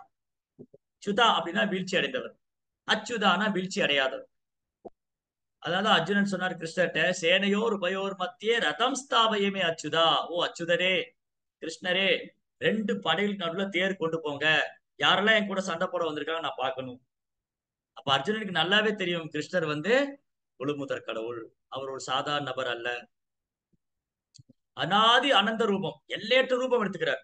ஆத்தியம் புராண புருஷன், ரொம்ப பழமையானவர், ரொம்ப இளமையானவர். அப்படி இந்த உலகத்துல யாரையுமே பார்க்க முடியும் இவர் ரொம்ப பழமையானவர், இளமையா இருக்காரு, இல்ல. எப்படியா இருந்தாலும் முதுமை தெரிஞ்சிடும். இந்த உலகத்துல நமக்கு எப்படியா இருந்தாலும் முதுமை தெரிஞ்சிடும். ஆனா கிருஷ்ணர் பகவத்கீதை சொல்லும்போது 127 வயசு. ஆனா பாருங்க, ஒரு 14-15 வயசு பையன் மாதிரிதான் இருக்கு, இல்லையா? அத்வைதம் அச்சுதம் அநாதி அனந்த ரூபம் ஆத்தியம் புராண புருஷம் நவயப்பனம். அவர் எப்பவுமே இளமையா இருக்கார், நவயப்பன். வேதேஷு துர்லபம் அதுர்லபம். வேதங்களை கொண்டு கிருஷ்ணரை உணர முடியாது, பக்தியினாலதான் உணரும். அந்த கோவிந்தனை நான் வணங்குகிறேன். அப்ப என்னாச்சு? இந்த பையனுக்கு வலுவாத நம்பிக்கை. விக்கிரகம் பேசுது, விக்கிரகம் சாப்பிடுது, அப்ப ஏன் நடந்து வர முடியாது? அவர் கேட்டாரு, கோபால், நீங்க என்கிட்ட பேசுறீங்க, நீங்க நான் நிவேதனம் பண்றது சாப்பிடுறீங்க, ஏன் நீங்க நடந்து வர மாட்டீங்க? நீங்க நடந்து வந்து சாட்சி சொல்லலாமே. எங்களுக்கு உங்களை விட்டா வேற யாருக்கு கதி இருக்கா? உங்க சந்நிதியில தானே அவர் சொன்னாரு. அவர் வாக்குறுதி, நீங்க அந்த பக்தோட வாக்குறுதி நீங்க காப்பாற்ற வேண்டாமா? ஒண்ணு கிருஷ்ணா சொன்ன, ஓகே நான் வரேன். ஆனா எனக்கு வழியில வரும்போது பசிக்குமே, என்ன பண்ணுவேன்? நான் பிரசாதம் கொடுக்குறேன். நான் உங்களுக்கு பிரசாதம் கொடுக்குறேன், நீங்க வாங்க. கிருஷ்ணா கோபால் விருந்தாவனத்திலிருந்து வர்றார். விருந்தாவனத்திலிருந்து சவுத் இந்தியாவுக்கு வர்றார், விஜயநகரம் வர்றார். அவர் கிராமத்துடைய எல்லை வந்த உடனே கிருஷ்ணா சொல்றாரு, நீ போய் எல்லாரையும் கூப்பிட்டு வா, நான் இங்கே நிக்கிறேன். இந்த பக்தர் போய் எல்லாரையும் கூப்பிடுறாரு, வாங்க வாங்க, கோபால் வந்திருக்கிறார் சாட்சி சொல்றதுக்காக, வாங்க. எல்லாருக்கும் ஒரே ஆச்சரியம், கோபாலா? கோபால் சாட்சி சொல்ல வந்திருக்கிறாரா? அது எப்படி? சரி, என்னன்னு தான் போய் பார்ப்போம். எல்லாரும் ஓடி வராங்க. அந்த நாத்திக பையனுக்கு நம்பிக்கையே இல்லை. அந்த பிராமணனுடைய பையனுக்கு நம்பிக்கை இல்லை. கோபாலாவது சாட்சி சொல்ல வர்றது, இவன் லூஸ் மாதிரி, பைத்தியம் மாதிரி பேசிட்டு இருக்கு. சரி, என்னதான் நடக்குது போய் பார்க்கலாம்னா, அங்க கோபால் நிக்கிறார். கிருஷ்ணா நிக்கிறாரு. கிருஷ்ணா சொல்றாரு, எஸ், இந்த பிராமணர் என் முன்னாடிதான் அவருக்கு வாக்கு கொடுத்தாரு, அவர் பொண்ணை கல்யாணம் பண்ணி கொடுக்குறேன்னு. நானே சாட்சி, கல்யாணம் பண்ணி கொடுக்குறேன். எல்லாரும் கோபால் விக்கிரகத்துக்கு நமஸ்காரம் பண்ணி அந்த விக்கிரகத்தை வழிபாடு செய்து, விஜயநகர மன்னர் ஒரு அழகான கோயில் கட்டினார் கோபால். அங்கேயே, பகவானே, நீங்க விருந்தாவனத்திலிருந்து இவ்வளவு தூரம் வந்துட்டீங்க, இங்கேயே நீங்க எங்களுக்கு தரிசனம் கொடுங்க, இங்கேயே நீங்க இருங்க, நாங்க உங்களை பூஜை பண்ணணும், உங்களுக்கு நிவேதனம் பண்றோம், உங்களை அன்பு செய்யறோம், இங்கேயே இருங்க. அதுக்கப்புறம் அந்த ராஜாவுடைய பொண்ணு கல்யாணம் பண்ணி போகும்போது அவங்க அப்பா கிட்ட, எனக்கு சீர்வரிசையா கோபால என் கூட அனுப்புங்க. அதாவது பூரி பக்கத்துல ஒரு கிராமம் சாக்ஷி கோபால், அந்த கிராமத்துல இன்னைக்கும் அந்த விக்கிரகம். இது ரொம்ப வருஷத்துக்கு முன்னாடி நடந்த லீலை. சும்மா டைம் பாஸ்க்காக நம்ம கற்பனை எல்லாம் பண்ணி சொல்லல, உண்மையா நடந்த லீலை. சாக்ஷி கோபால் விக்கிரகம் இன்னைக்கு போனா நீங்க பார்க்கலாம். அந்த ஸ்டேஷனுக்கே சாக்ஷி கோபால் தான் பேர். இந்த ரயில்வே ஸ்டேஷனுக்கு ஒரு சின்ன ஸ்டேஷன், அந்த இடத்துக்கு சாக்ஷி கோபால் தான் பேர். அப்போ விக்கிரகம் பேசும், விக்கிரகம் சாப்பிடும், விக்கிரகம் அன்பு பரிமாற்றம் செய்யும், நம்மிடம் பக்தி இருந்தால். நாம் அன்போடு பக்தியோடு பத்திரம் புஷ்பம் பழம் தோயம், நம்ம ஏதோ ஒரு இலையோ காயோ பூவோ பழமோ கிருஷ்ணா இதை ஏத்துக்கங்க அப்படின்னு அன்போட கொடுத்தா அந்த அந்த அந்த அந்த நிவேதனத்தை, அந்த பக்தியோடு செய்யக்கூடிய நிவேதனத்தை பகவான் ஏற்றுக்கொள்வார், ஏற்றுக்கொள்வார். அதுல சந்தேகமே வேண்டாம். நம்ம வீட்டுல என்ன இருக்கோ, கிருஷ்ணா எங்க வீட்டுல இன்னைக்கு வாழைப்பழம் தான் இருந்தது, அன்போட கொடுக்கலாம். இல்ல எங்க வீட்டுல வந்து நான் பாசுமதி அரிசி போட்டு பிரியாணி பண்ணுவேன்னா தாராளமா வெஜிடபிள் பிரியாணி பகவானுக்கு ஆஃபர் பண்ணலாம். ஸோ நம்ம கிட்ட என்ன இருக்கோ, எங்க வீட்டுல நிறைய நெய் இருக்கு, ஓகே, நல்ல நல்ல சுத்தமா நெய் வச்சு அழகாக பலகாரம் பண்ணி கிருஷ்ணருக்கு கொடுக்கலாம். எங்க வீட்டுல நிறைய பால் இருக்கு, ஓகே, பால் கோவா பண்ணி கிருஷ்ணருக்கு கொடுக்கலாம், வெண்ணெய் கொடுக்கலாம். ஸோ என்னெல்லாம் நம்ம சாப்பிடுவோமோ, எத்கரோசி எதஸ்னாசி, அடுத்த ஸ்லோகா 27, எத்கரோசி யஜஸ்நாசி எச்சுகோசி ததாசியத் எத் தபஸ்யசி கௌத்தேயா தத் குருஸ்ம தர்ப்பணம்.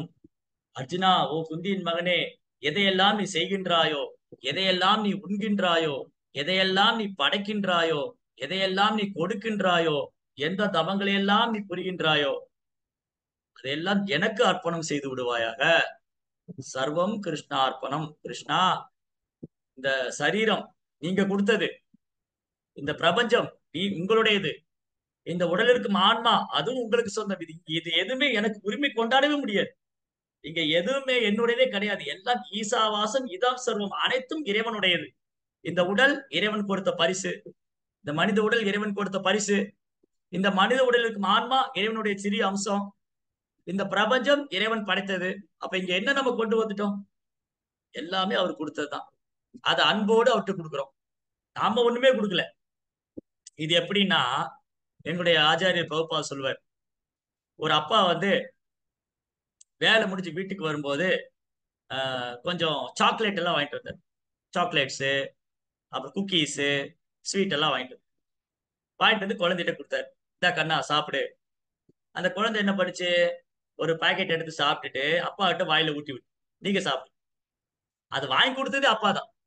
ஆனா அந்த குழந்தை என்ன பண்ணுச்சுன்னா அப்பாவுக்கு திரும்ப கொடுக்கு. அந்த குழந்தை கொடுக்குற அன்பு அப்பா ஏத்துக்கிறாரு. அப்ப அந்த குழந்தை ஒண்ணு வாங்கிட்டு வரல, அந்த குழந்தையெல்லாம் ஒண்ணு உற்பத்தி பண்ணல. அந்த குழந்தைக்கு வந்து தந்தை தான் கொடுத்தார். அதை திரும்பவும் அந்த அன்போடு அந்த குழந்தை கொடுக்கும் போது அதை தந்தை ஏற்றுக்கொள்றார். அதே மாதிரி இங்க காணக்கூடிய அனைத்தும் இறைவனுடையது.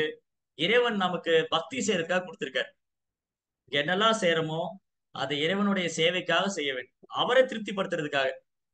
அப்பதான் கர்ம பந்தனம் கிடையாது. நாம் செய்யக்கூடிய செயல் அது நல்ல செயலா தீய செயலா, இப்ப பாவகாரியம் பண்றது அதற்கான தண்டனை, புண்ணியகாரியம் செஞ்சா அதற்கான பலன். ஆனா கிருஷ்ணருக்காக செயலாற்றும் போது, கிருஷ்ண உணர்வுல செயலாற்றும் போது அதுல பாவம் கிடையாது, புண்ணியம் கிடையாது. இது உங்களுக்கு புரியுற மாதிரி சொல்றேன். எப்படின்னா, உங்க வீட்டுல நம்ம வீட்டுல வந்து அழகா உணவு தயார் பண்ணி அதை வந்து 2 பேர் கூப்பிட்டு அன்னதானம் பண்றோம். இல்ல ஏதாவது கோயில்ல போய் அன்னதானம் பண்றோம். இல்ல ஏதாவது பர்த்டே வந்தது, இல்ல வெட்டிங் டே வந்தது, அன்னதானம். அன்னதானம் போறது புண்ணியம். ஓகே, வெரி குட், நல்ல விஷயம். 4 பேருக்கு சாப்பாடு போட்டோம்பா, ஏதோ புண்ணியம். ஆனா அந்த புண்ணியத்தையும் அனுபவிக்கிறதுக்காக நம்ம பிறவி எடுக்கணும். இப்ப உதாரணத்துக்கு, நான் நிறைய பேருக்கு அன்னதானம் பண்ணியிருக்கேன், ட்ரெஸ் இல்லாதவங்களுக்கு எல்லாம் ஆடை இல்லாதவங்க ஆடை வாங்கி கொடுத்துருக்கேன், மருத்துவ உதவி செஞ்சிருக்கேன், தங்கறதுக்கு இடம் சத்திரம் எல்லாம் கட்டி கொடுத்துருக்கேன், மரம் நட்டிருக்கேன். இதெல்லாம் புண்ணிய காரியம். இந்த புண்ணிய பலத்தை அனுபவிக்கிறதுக்கு திரும்பி அவங்க இந்த பூமியில பிறக்கணும். ஒரு செல்வந்தர் குடும்பத்திலயோ அல்ல மேலுலகத்திலயோ தேவலோகத்திலயோ பிறக்கலாம். அதுக்கப்புறம் இந்த புண்ணியம் முடிச்சது என்ன ஆகும்? திரும்பி இந்த ஜட உலகத்துல வேற பிறவி. அப்போ புண்ணியம் செஞ்சவங்களுக்கே வந்து பிறவியிலிருந்து விடுபட முடியாதுன்னா பாவம் செஞ்சவங்களை பத்தி சொல்ல என்ன இருக்கு? ஆனா கிருஷ்ணருக்காக கிருஷ்ண உணர்வுல செயலாற்றுவதுல பாவம் கிடையாது, புண்ணியம் கிடையாது. இப்போ ஒருத்தர் பசின்னு வந்தாரு, ஐயா பசிக்குதுன்னு வந்தாரு. நான் என்ன பண்ணேன்? எங்க வீட்டுல பகவானுக்கு நிவேதனம் செய்த பழங்கள் இருந்தது, அதை எடுத்து கொடுத்தேன். அப்ப அது புண்ணியம் இல்ல, பிரசாதத்தை நான் பிரசாதம் என்றால் கருணை, பகவானுடைய கருணை. அப்போ நான் கருணை, யாருடைய கருணை கொடுத்தேன்? கிருஷ்ணனுடைய கருணை கொடுத்தேன். நான் ஒண்ணும் செய்யல. அந்த பழம் பகவானுக்கு நிவேதனம் செய்தது, அந்த பிரசாதத்தை விநியோகம் செய்தது. அப்ப அன்னதானத்தை வந்து பிரசாத விநியோகமா செய்யும் போது நமக்கு புண்ணியம் கிடையாது, புண்ணிய பலனும் கிடையாது. அன்னதானம் செய்யலைன்னா பாவம், செஞ்சா புண்ணியம். அதை கிருஷ்ணருக்கு நிவேதனம் செய்துட்டு அந்த பிரசாதத்தை விநியோகம் பண்ணா அது பாவம் கிடையாது, புண்ணியம் கிடையாது. அது பக்தி, கிருஷ்ணனுடைய திருப்திக்காக, கிருஷ்ணாவுடைய திருப்தி, கிருஷ்ணனுடைய பிரசாதம். அப்போ இந்த உலகத்துல எதையாவது நம்ம செஞ்சுக்கிட்டு தான் இருப்போம். ஏதாவது வேலை செய்யறோம், அது கிருஷ்ணருக்காக பண்ணணும். அப்புறம் ஏதாவது தானம் பண்றோம், அது கிருஷ்ணருக்காக கொடுக்கணும். கிருஷ்ணருக்கு நிவேதனம் பண்ணிட்டு அந்த பிரசாதத்தை விநியோகம் செய்யணும். எதையாவது சாப்பிடுறோம், அது பகவானுக்கு உணவு நிவேதனம் பண்ணி அந்த பிரசாதத்தை சாப்பிடணும். யகசிஷ்டா சினசந்தோ முஷந்தே சர்வ கில்பிஷை உஞ்சந்தே தே துகம் பாபா ஏ பசந்தாத்ம காரணாத். விஷ்ணுவோடைய திருப்திக்காக யாகம் செய்யறவங்க எல்லா விதமான பாவத்திலிருந்து விடுபடுவாங்க. அந்த யாகத்துல மீதமான பிரசாதத்தை சாப்பிடுறவங்க வீட்டுல வந்து கிருஷ்ணருக்காக உணவு தயார் பண்ணி ஹரே கிருஷ்ணா கிருஷ்ண கிருஷ்ணா ஹரே ஹரே ஹரே ராமா ராம ராமா ஹரே ஹரே நாம ஜெபம் செஞ்சு அந்த யாகம் பண்ணிட்டு அந்த பிரசாதத்தை பகவானுக்கு நிவேதனம் செஞ்சுட்டு அந்த உணவை சாப்பிடுறவங்க எல்லா பாவத்திலிருந்து விடுபடுவாங்க. அப்படி செய்யாதவங்க தான் இன்னும் ஓரொரு கவலம், ஓரொரு இட்லி, ஓரொரு தோசை, ஒரு கை அரிசி சாதம், எல்லா பாவத்தையும் உண்கிறார். அப்போ நாம் புனிதப்படுத்திக் கொள்ள வேண்டுமோ ஒழிய நாம் பாவத்தை சேர்த்துக் கொள்ளக்கூடாது. எந்த அளவுக்கு நாம் புனிதம் அடைகின்றோமோ அந்த அளவுக்கு நம்ம இறைவனை உணர முடியும். சோ இறைவனை உணர்வதற்கு நான் தூய்மையாகும். பக்தி என்ற மை பூசப்பட்ட கண்களால் தான் இறைவனை காண முடியும். பிரேமாஞ்சன சுரித பக்தி விலோச்சனே, பக்தி என்ற மை பூசப்பட்ட கண்கள். அப்போ நம் பக்திங்கிற மை பூசப்பட்ட கண்ணாலதான் இறைவனை, இந்த கண்ணால இறைவனை பார்க்க முடியாது. அதனாலதான் பகவான் ரொம்ப கருணையோட விக்கிரக ரூபத்துல வர்றார். கல்லுல, மரத்துல, அப்புறம் சித்திரத்துல, வர்ண கலாபத்துல, படங்கள்ல எல்லாம் தோன்ற போட்டோஸ்ல. அப்ப அங்க இருக்கிற விக்கிரகம் வந்து பகவான் வந்து நம்முடைய அன்பு சேவையை ஏற்றுக்கிறார். அப்ப நமக்கு அன்பு அதிகரிக்க அதிகரிக்க அந்த விக்கிரகத்துல, அந்த உலோகத்துல, அந்த கல்லுல இறைவனோட அன்பு செய்யறாரு அப்படிங்கறத என்னால பார்க்க முடியும், என்னால உணர முடியும். அதுக்காக ஆயிரக்கணக்கான சாமி பண்ண சாட்சி கோபால் சொன்ன மாதிரி ஆயிரக்கணக்கான சரித்திரங்கள் இருக்கு. ஜானாபாய், துக்காராம், எவ்வளவோ பக்தர்கள் பாண்டவர்களோட அன்பு செஞ்சவங்க, ஜெகநாதரோட அன்பு செஞ்சுட்டு இருக்கிறவங்க, ஆயிரக்கணக்கான வரலாறு சான்றுகள் உண்டு. அப்ப இறைவனுடைய ரூபம் ஒரு ஒரு ஒரு ஒரு அங்கம் இன்னொரு அங்கத்தோட வேலை செய்யும். இப்ப என்னால கண்ணாலதான் பார்க்க முடியும். நம்மனால இந்த கண்ணால பார்க்கதான் முடியும். இறைவனால் கண்களால் சாப்பிட முடியும், காதால் பார்க்க முடியும். ஒரு அங்கம், அவருடைய ஒரு அங்கம் இன்னொரு அங்கத்தோட வேலை செய்யும். அங்கானி யச சகலேந்திர விருத்தி மந்தி, இறைவனோட ஒரு அங்கம் இன்னொரு அங்கத்தோட வேலை செய்யும். அதனாலதான் அவருடைய ரூபம் வந்து ஆன்மீகமான சச்சிதானந்த ரூபம். அதனால நாத்திகர்கள் நினைக்கிற மாதிரி விக்கிரகம் வந்து ஒரு கல்லோ மண்ணோ சிலையோ அல்ல. இங்க பகவானுடைய சாநித்தியம் எப்பவும் இருக்கு. ஒரு தூய பக்தர் பகவான்கிட்ட பிரார்த்தனை செய்யறார், ஓ பகவானே, நீங்க விக்கிரக ரூபத்துல இங்க தரிசனம் கொடுக்கணும். நாரதர், பிரம்மர், ராமானுஜாச்சாரியர், மாத்வாச்சாரியர், பிரபுபாத், இந்த மாதிரி தூய பக்தர்கள் பிரார்த்தனை செய்யறாங்க, பகவானே இந்த விக்கிரக ரூபத்துல இருந்து இந்த சீடர்களுடைய சேவை ஏத்துக்கங்க, இந்த பக்தருடைய சேவை ஏத்துக்கங்க, எல்லாரையும் ஆசீர்வாதம் பண்ணுங்க. அந்த மாதிரி தூய பக்தருடைய பிரார்த்தனைனாலும் அவங்க பிரதிஷ்டை பண்ண விக்கிரகங்கள் எப்பவுமே அங்க பக்தர்கள் ஆசீர்வதிச்சிருக்காங்க. இந்த மாதிரி எண்ணற்ற வரலாற்று சிறப்புமிக்க புனித ஸ்தலங்களும் விக்கிரகங்களும் உண்டு நம்ம பாரத தேசம். அதனால அதெல்லாம் சும்மா சாதாரணமான இடம் கிடையாது. சரி, அப்புறம் என்ன சொல்றாரு கிருஷ்ணா? 28 சுபா சுபை சுபா சுபலை ஏவம் மோக்ஷயசே கர்ம பந்தனை சந்நியாச யோக யுக்தாத்மா விமுக்தோ மாம் உபைஷ்யசி. இவ்விதமாக நீ கர்ம பந்தத்திலிருந்தும் அதன் நல்ல தீய விளைவிலிருந்தும் விடுபடுவாய். சந்நியாசத்தின் இந்த கொள்கையின் மூலம் உனது மனதை எண்ணில் பதிய செய்வதால் நீ முக்தி பெற்று என்னிடம் வருவாய். சரி, அப்படிதான் பேசணும் இல்லையா? இந்த மாதிரி பகவானை விக்கிரகத்துக்கு ஆராதனை பண்றது மூலமா. சன்னியாசிங்கிறது உடையாள் அல்ல. ஓ, இவர் வந்து ஒரு சன்னியாசி, காட்டுல போய் தனி இடத்துல இருக்காரு, ஏதோ ஆசிரமம் வச்சிருக்காரு, தாடி வச்சிருக்காரு, அது இல்ல சன்னியாசி. சந்நியாசம் என்றால், துறவி என்றால் எது உண்மையான துறவு? துறவு என்றால் புலன்பு விஷயங்களுக்கு விலகி இருக்கிறது, பௌதிக பற்றுதல் இல்லாம பகவான் மேல பற்றுதல். உலக விஷயத்துல பற்றுதல் கொள்ளாம பகவான் மேல யார் பற்றுதல் கொண்டிருக்க அவர் தான் உண்மையான, அவர் தான் சாது. இப்ப பிரகலாதர் இருந்தாரு. பிரகலாதர் சின்ன குழந்தை. அவர் ஏன் உன்னதமான சாது? அவருக்கு எந்த எந்த விதத்திலும் எதிலுமே பௌதிக பொருட்கள் மேல அட்டாச்மெண்ட் கிடையாது, பற்றுதல் இல்லை. அவருக்கு பகவான் மேல மட்டும்தான் பற்றுதல் இருக்கு. அப்போ ஒரு துறவி, ஒரு சாது, அவர் ஸ்கூல் படிக்கிறவரா இருக்கலாம், ஹவுஸ் ஒய்ஃபா இருக்கலாம், அவர் வியாபாரம் பண்றவரா இருக்கலாம், ஒரு பிரம்மச்சாரி, கல்யாணம் பண்ணாத ஒரு பிரம்மச்சாரியா இருக்கலாம், சன்னியாசியா இருக்கு, யாரா வேணா இருக்கலாம். அப்ப யார் உண்மையான சாது? தன் வெளி தோற்றத்துல அல்லாம உள் மனதுல உலக விஷயங்கள் இருந்து விலகி தன் மனதை இறைவனோட தாமரை திருப்பாதத்துல பதிவே தான் உண்மையான துறவி. அவர் மனதுல வந்து பௌதிக ஆசைகள், பௌதிக ஆசைகளை துறந்து கிருஷ்ணருடைய சேவையில் ஈடுபட்டிருப்பவர் தான் உண்மையான துறவி. நீ முக்தி பெற்று என்னிடம் வருவாய். முக்திங்கிறது என்னது? முக்தி என்றால் நிறைய பேர் முக்தினா என்ன நினைச்சுக்கிறாங்கன்னா, முக்தினா இறைவனோட இரண்டரை கலந்து போறது, முக்தினா இந்த உடலை விட்டு இறைவன்கிட்ட போயிடுறது. சோ பாகவதம் என்ன சொல்லுதுன்னா, முக்தி ஹித்வா அன்னதா ரூபேன சொரூபேன அவஸ்திதா. முக்தி என்றால் நம்முடைய உண்மையான ஆதாரமான நிலையில போய் இருக்கிறது. ஜீவனுடைய உண்மையான ஆதாரமான நிலை அது என்னது? ஜீவனுடைய உண்மையான ஆதாரமான நிலை.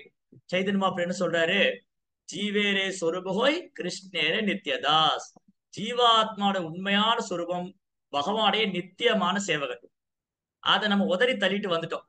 எனக்கு கிருஷ்ணரும் வேண்டாம், அவரு உலகமும் வேண்டாம், அந்த கோகுலமும் வேண்டாம், கிருஷ்ணரும் வேண்டாம், அவர் சேவையும் வேண்டாம் அப்படின்னு உதறி தள்ளிட்டு வந்துட்டோம். ஆனா உண்மையான முக்தி என்னன்னா, மீண்டும் அந்த இடத்துக்கு போறோம். எங்க போனா துன்பமே கிடையாதோ, எங்கு சென்றால் திரும்பி வரமாட்டோமோ அந்த இடம் எத்கத்வான நிவர்த்தந்தே தத்தாம பரமம் மம. அந்த பகவானுடைய வைகுந்த லோகம், அதுதான் உன்னதமானது, பகவானுடைய உன்னதமான வாசஸ்தலம். அப்ப முக்தி என்றால் மீண்டும் போய் பகவான் கிருஷ்ணனுடைய சேவையில் ஈடுபடுறது. அதற்கான பயிற்சி தான் இங்க கொடுக்கிறாரு கிருஷ்ணா. கிருஷ்ணரும் அவருக்கு தூய பக்தர்களும். பிரபுபாதர் என்ன கத்துக் கொடுக்கிறாரு? எப்படி இந்த உலகத்துல நம்ம கிருஷ்ணரை வழிபடுறது, எப்படி அவர் மேல அன்பு வளர்த்துக்கிறது. எதுக்காக?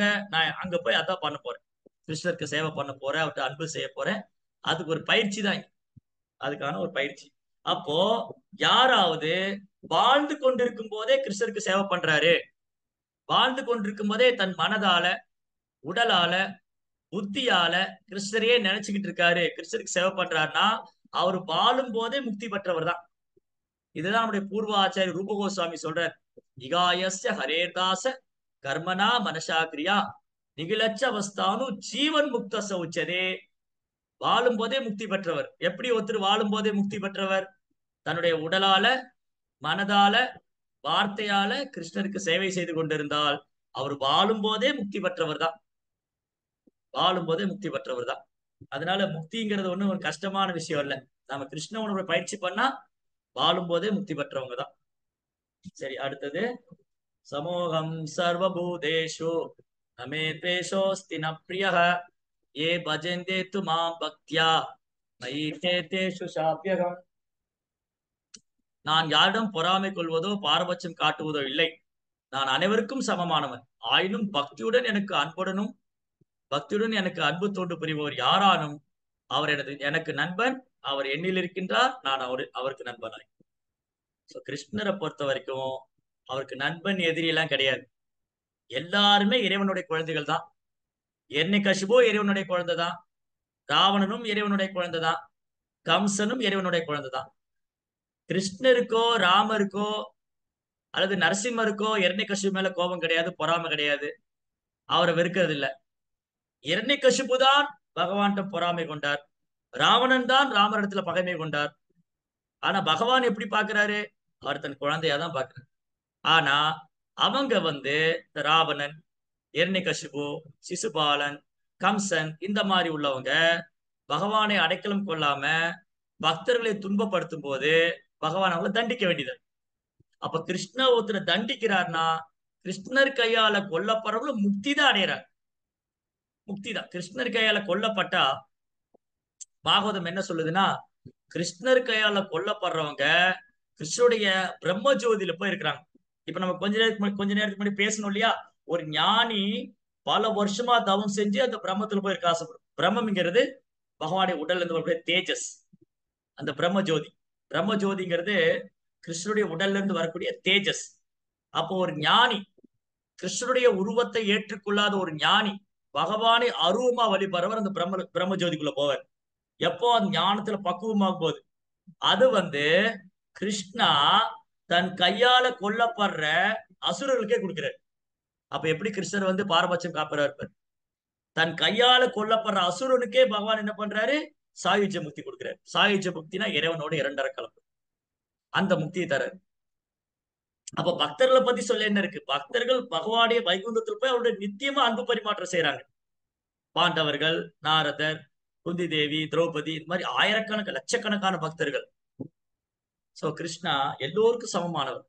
அவர் யாரையும் வெறுக்கிறது இல்ல, யார் மேலேயும் பொறாமை கொள்றது இல்ல. இருந்தாலும் தன் பக்தரிடத்துல ஒரு தனி கவனம் செலுத்துறாரு. அது இயல்பு, அது இயல்பு. இன்னைக்கு நிறைய இந்த சத்சங்கத்துல நிறைய பேர் இருக்காங்க, நிறைய குழந்தைகள். இந்த குழந்தைகள் இருந்தாலும் வெளியில சில குழந்தைகளுக்காக உதவி செய்வாங்க. அனாத ஆசிரமத்துக்கு போய் அந்த குழந்தைகளுக்கு அன்பு செய்யறாங்க, துணி வாங்கி கொடுக்குறாங்க, பிரசாதம் கொடுக்குறாங்க.